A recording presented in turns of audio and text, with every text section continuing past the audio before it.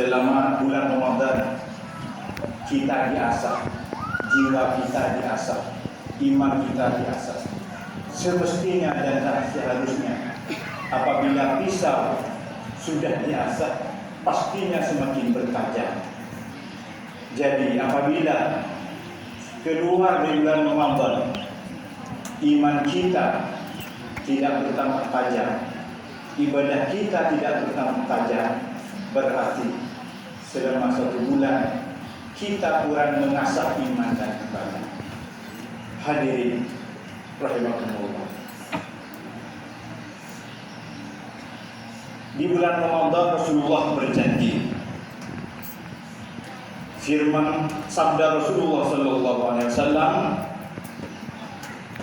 An Abdurrahman bin Auf, qala Rasulullah sallallahu alaihi wasallam, Syahrul Ramadan syahrun kataballahu alaikum siyamahu wa salamtu bikum qiyamahu faman shamahu wa qamahu imanan wa ihtisaban kharaja min dhanbihi kama yaumi waladatu ummuhu. Rawahu Ibnu Majah wa Baihaqi. Yang artinya bulan Ramadan adalah bulan yang diwajibkan berpuasa. Barang siapa selama bulan Ramadan ini melaksanakan perintah Allah dengan baik dan meninggalkan apa yang dilarang oleh Allah selama 1 bulan, hanya selama 30 hari, maka apa hadiah Allah?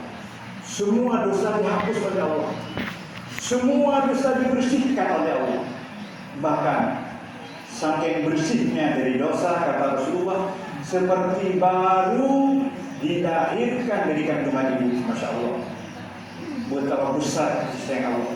Hanya 1 bulan, hanya 30 hari kita beribadah kepada Allah, melaksanakan perintah Allah, maka dosa-dosa yang selama 1 tahun dihapus bersih, seperti bayi yang baru dilahirkan di ibu. Jadi umpama para hadirin, asalkan benar-benar selama bulan Ramadan ini melaksanakan perintah Allah dan meninggalkan larangan Allah. Umpama setelah sholat Aid ini ada yang meninggal dunia, maka dijamin yakin masuk surga, karena itu bersih. Jadi dosa seperti bayi yang baru dilahirkan oleh ibu. Asalkan selama 1 bulan ini kita benar-benar melaksanakan perintah Allah dan meninggalkan larangan. Itulah janji Rasulullah sallallahu alaihi wasallam. Hadirin rahimakumullah. Banyak sekali kita berbuat maksiat, berbuat dosa.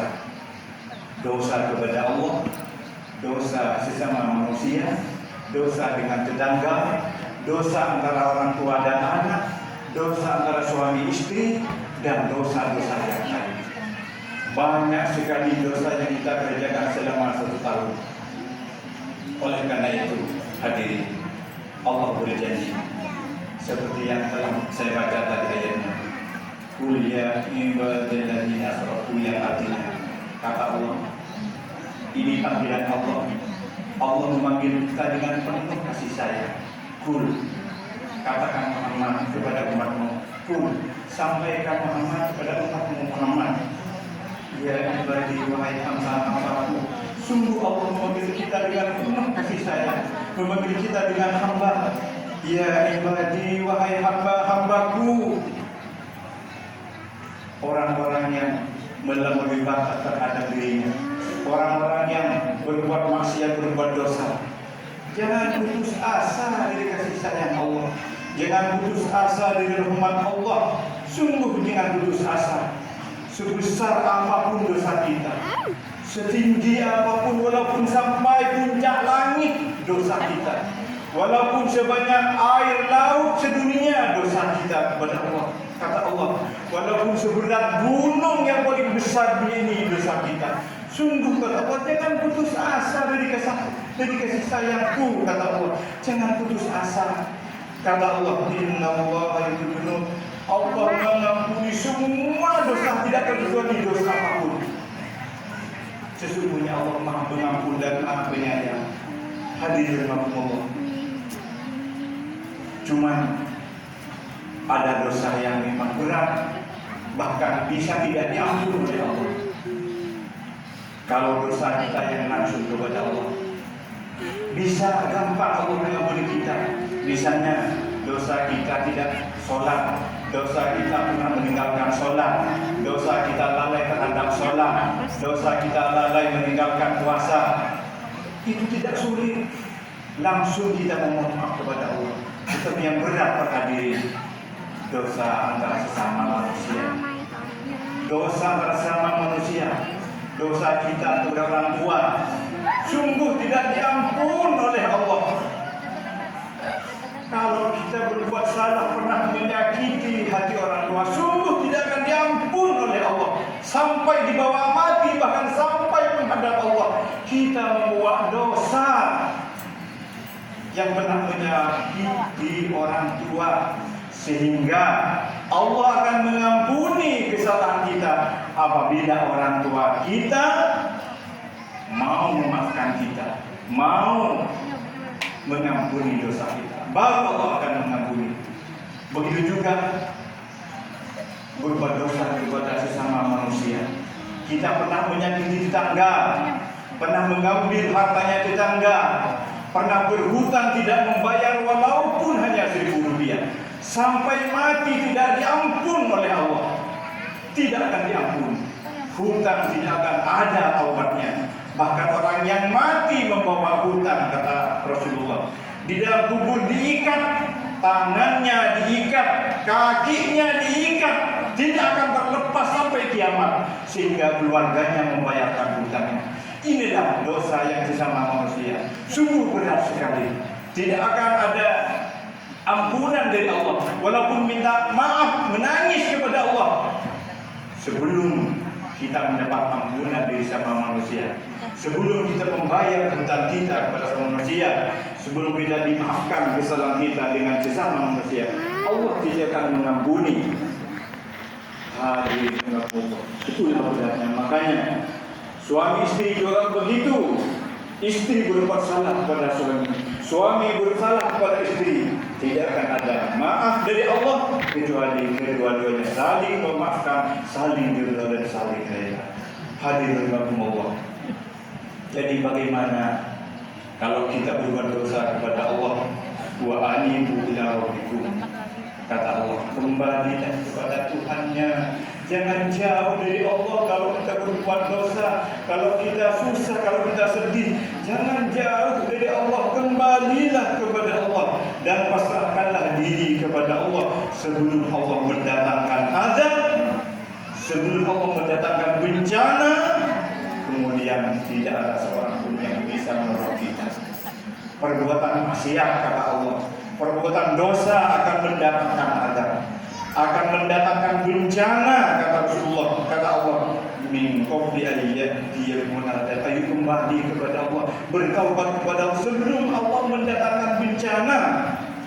Kalau Allah sudah mendatangkan azab, bencana, la yunsarun, tidak seorang pun yang bisa menolong. Pemerintah pun tidak akan mampu menolong. Kalau Allah sudah mendatangkan bencana, banjir, angin topan, tanah longsor dan lain sebagainya, summa la tunsarun, kalian tidak akan tertolong, kata Allah, kalau aku sudah terlanjur mendatangkan azab. Oleh karena itu, kembalilah kepada Allah. Sekarang kita berniat mulai hari ini dalam melaksanakan sholat, kita berniat berjanji kepada Allah akan kembali kepada Allah, akan bertaubat kepada Allah. Hadirin rahimakumullah, sungguh kita beruntung kita menjadi umat Nabi Muhammad SAW. Beruntung sekali kita menjadi umat Nabi Muhammad. Karena apa? Sungguh besar Nabi Muhammad ini kasih sayangnya kepada umatnya. Satu contoh, mari kita bayangkan betapa besar kasih sayang Nabi Muhammad kepada kita. Di saat Nabi Muhammad hijrah dari Mekah ke Madinah, apa yang dikerjakan oleh Nabi Muhammad?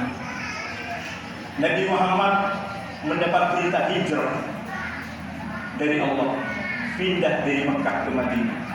Apa yang dikerjakan Nabi Muhammad? Nabi Muhammad tidak seenaknya sendiri berangkat ke Madinah, tidak. Tapi Nabi Muhammad mencari umatnya, mencari orang-orang, para sahabat yang beriman, dicari oleh Nabi Muhammad. dikawal oleh Nabi Muhammad, disuruh ayo cepat keluar, ayo cepat keluar. Semua orang yang beriman berduyun-duyun. Jam 10 malam sembunyi-sembunyi keluar dari Mekah.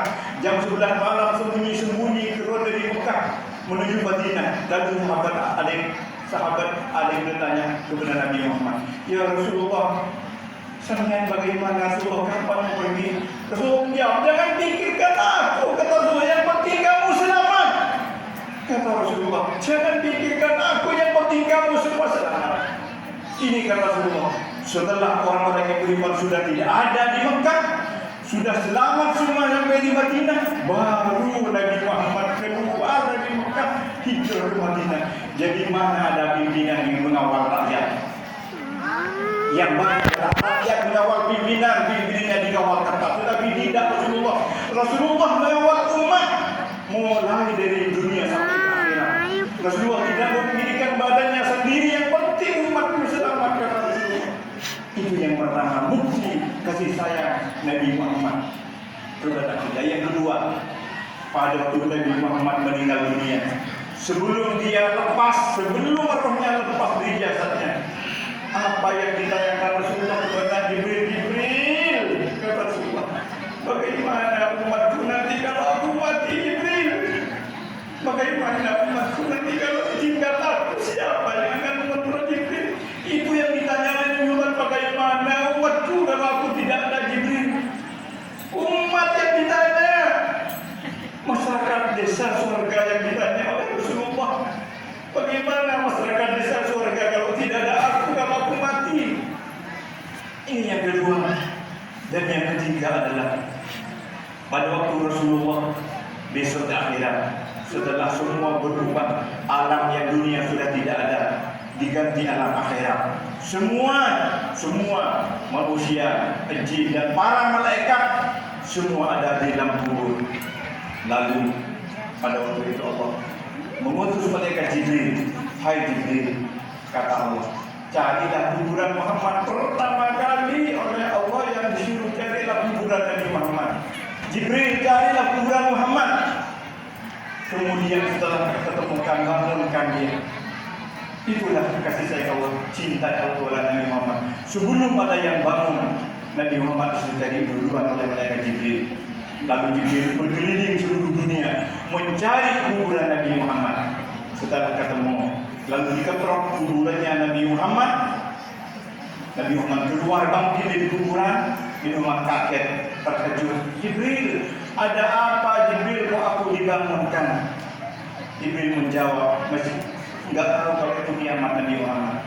Jibril menjawab, ya Rasulullah, sudah waktunya sekarang Rasulullah, kata Jibril. Sudah waktunya sekarang, sudah ada di alam akhirat. Kita sudah ada di alam akhirat ya Rasulullah.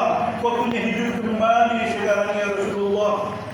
Apa Rasulullah? Ya Rasulullah bertanya, Jibril, jadi sekarang sudah kiamat? Iya ya Rasulullah. Lalu apa nangis Rasulullah? Mana umatku? Kalau sekarang sudah kiamat, mana umatku? Begitu bangun dari kuburan, yang ditanya bukan istrinya, bukan anaknya, bukan Rasulullah. Kalau sekarang sudah bangun, mana Jibril umatku? Mana Jibril umatku? Itulah kasih yang kepada umatnya. Masya Allah, betapa besar cintanya kepada umatnya, betapa besar. Alhamdulillah. Lalu apa imbalan kita kepada Nabi Muhammad? Apa imbalan kita kepada Nabi Muhammad atas cinta dan kasih sayangnya